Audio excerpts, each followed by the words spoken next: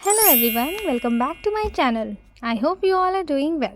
तो आज हम बात करते हैं अगले डिसऑर्डर की, जो होता है एमेनोरिया।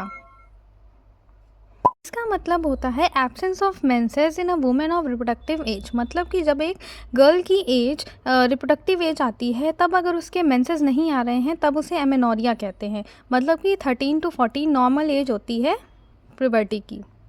ये दो टाइप का होता है, primary and secondary amenorrhea. Primary क्या होता है कि जब मेंसेस जो हैं 15 से 16 ईयर्स की हो जाती हैं गर्ल्स, तब भी अगर नहीं आते हैं तब उसे प्राइमरी एमेनोरिया कहते हैं। ये और जब ब्रेस्ट डेवलपमेंट स्टार्ट होता है उसके विद इन 3 ईयर्स अगर मेंसेस स्टार्ट नहीं होते हैं तब उसे प्राइमरी एमेनोरिया कहते हैं। सेकेंडरी एमेनोरिया, सेकेंडरी डिस्मेनोरिया में एक वुमेन की नॉर्मल साइकिल चल रही होती है, तो उसके कंसिक्यूटिव 3 मंथ्स तक मेंसेस ना आने को सेकेंडरी एमेनोरिया कहते हैं। ये आपके हार्मोनल इम्बैलेंस या फिर स्ट्रेस कंडीशंस या फिर कोई डिजीज़ की वजह से हो सकता है। इसके फिजियोलॉजिकल कॉजेज़ भी हो सकते हैं और पैथोलॉजिकल भी हो सकते हैं। फिजियोलॉजिकल मतलब नेचुरल कॉजेज़, जैसे कि प्रेगनेंसी के टाइम पे, ब्रेस्ट फीडिंग, लैक्टेशन के टाइम पे, या फिर जब मेनोपॉज आता है तब पीरियड्स नहीं आते हैं।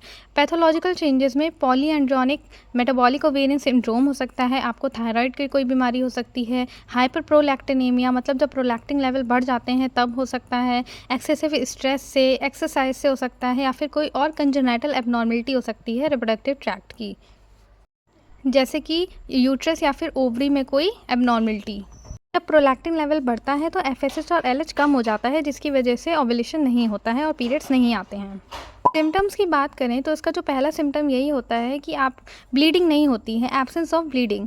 एक्ने आने लगते हैं फेस पर, हेडेक होने लगेगा, नोजिया के सिम्टम्स आने लगेंगे। ब्रेस्ट साइज़ में आपको कुछ चेंजेस देखने को मिल सकते हैं, पेल्विक पेन हो सकता है, leg pain, back pain, hair loss देखने को मिलेगा और अननेसेसरी वेट गेन भी देखने को मिल सकता है। वजाइना में ड्राइनेस फील हो सकती है, जिससे क्वेश्चन में डिफ़िकल्टी हो सकती है। अब बात करते हैं होम्योपैथिक ट्रीटमेंट के बारे में। जो पहली रेमेडी ये कवर करती है पल्साटिला। इसमें क्या होता है कि मेंसेस होते हैं वो डिलेड होते हैं, टाइम से लेट आते हैं और शॉर्ट ड्यूरेशन के होते हैं, स्कैंटी मेंसेस होते हैं। इसमें डिस्मेनोरिया भी देखने को मिलता है, सेवियर पेन होता है अक्रॉस द एब्डोमेन, जो कि शिफ्टिंग नेचर का होता है। जो ब्लड का फ्लो होता है वो भी कभी थिन हो जाएगा या फिर थिक हो जाएगा, वो भी चेंजेबल कैरेक्टर का होता है। और इंटरमिटेंट फ्लो होता है, मतलब कि रुक रुक के फ्लो होता है। फाइटिस, इसमें क्या होता है, डिलेड होते हैं period from getting feet wet, scanty होते हैं, शॉर्ट होते हैं, वॉयलेंट पेन होता है मेंसेस के टाइम पे, मॉर्निंग सिकनेस देखने को मिलती है, जो लिक्यूरिया होता है बिफोर एंड आफ्टर मेंसेस होता है, और स्वेलिंग देखने को मिलती है राइट ओवेरियन रीजन में बिफोर एंड ड्यूरिंग मेंसेस। एट्रम्यूर, इसके जो फर्स्ट मेंसेस होते हैं, जो मेनार्की होता है वही डिले हो जाता है प्यूबर्टी के टाइम पे। इरेगुलर मेंसेस होते हैं, कभी अर्ली होंगे, कभी लेट आएंगे, कभी स्कैंटी होंगे, कभी बहुत ज़्यादा फ्लो होगा। हेडेक होता है मेंसेस के टाइम पे और साथ में बियरिंग डाउन पेन्स होता है।